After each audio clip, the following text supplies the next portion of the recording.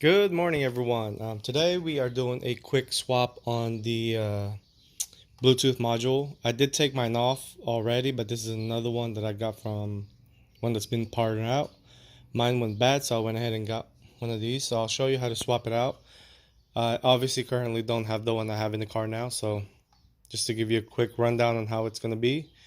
Let's see this. On these ones, I'm going to show you what needs to come off. That way you can allow to get this thing to put back on. So let's go ahead and get started. The first step you have to do is remove this left side piece, the one with the push button. I recommend using one of these plastic panel remover. That way you don't end up kind of scratching this thing on the bottom. All it does, you kind of start from all the way in the back and just slowly pop it and work it in until you get it off. Now be careful with this one. Obviously the push button is right here. Once you get that out, unplug the push button and then get this thing out of the way. Now the next step would be to take this off the right side. Be careful taking this part off just because it's kind of tightly attached to this panel right here. But like I said, just work your way in or work your way out starting from the back and slowly pry it off, and they will pop off. It's just like I said, except for this one, be careful with this one. So once you get that off, like I said, all it's held is nothing but clips. Once you get that out, we'll move on to the next step. All right, the next step would be to get this thing to be on the drive mode. You have to pop this off. That way you can easily do the bypass without starting the car. While you're doing that, just go ahead and push this down. Insert like a flathead or something like that, push it down, and then put it on drive. That way this whole piece can come off. You do have to take a screw here, screw right here, and then another screw right here.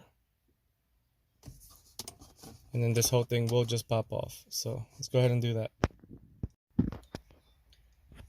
Since you have this on drive mode, there will be, to push this down, and then it'll expose a Phillips. Get that out, and this shifter itself would come off. That way this whole assembly can slide out.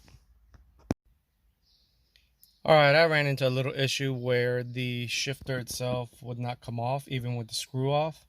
So I kind of stopped messing with it. What I did was I was able to take off the shifter assembly. Let me go put on my light real quick. You might be wondering what that light on the background is in the shadows. I do have a headlamp, and the phone is right in front of me, so let me get that. The way you take it off, you just pop it off. Nothing but little clips on the bottom, and that would release and just kind of wiggle it out in place. Let's see if I can do this with one hand.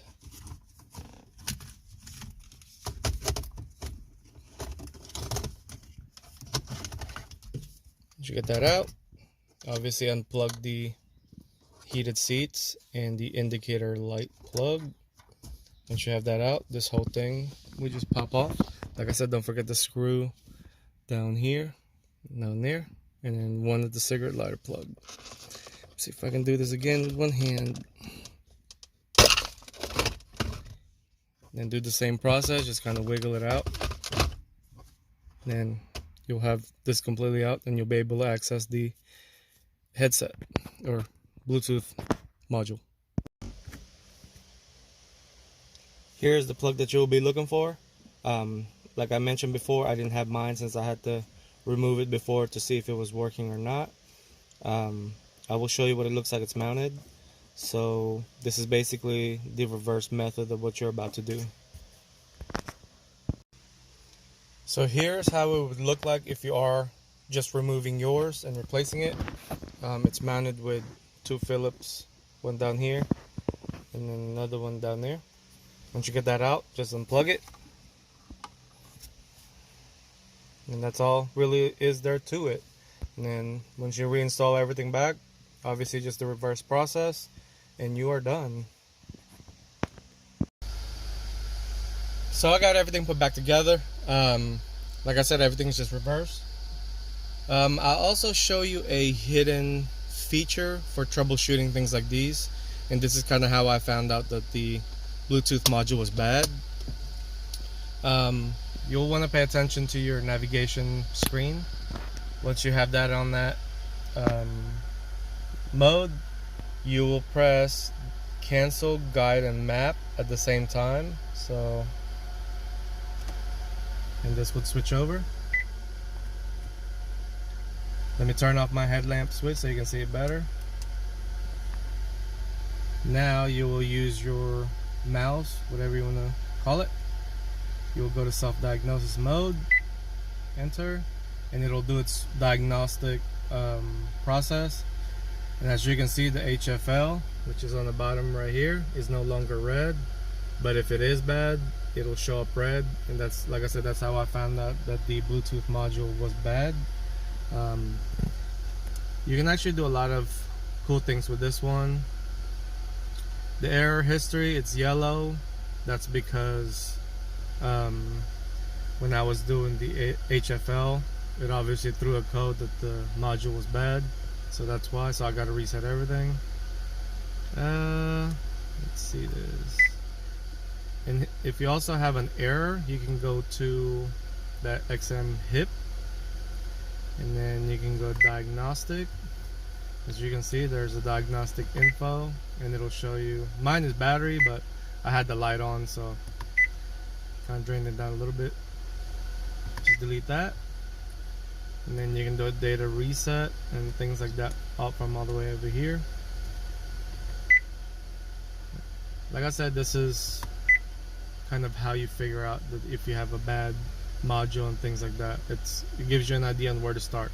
It's got the nav ECU, cam, etc, etc. So but yeah, hopefully this guys help you out. If you guys have any questions, feel free to leave a comment. If you don't mind clicking the like button and subscribing, that would be great. Other than that, that's all we have.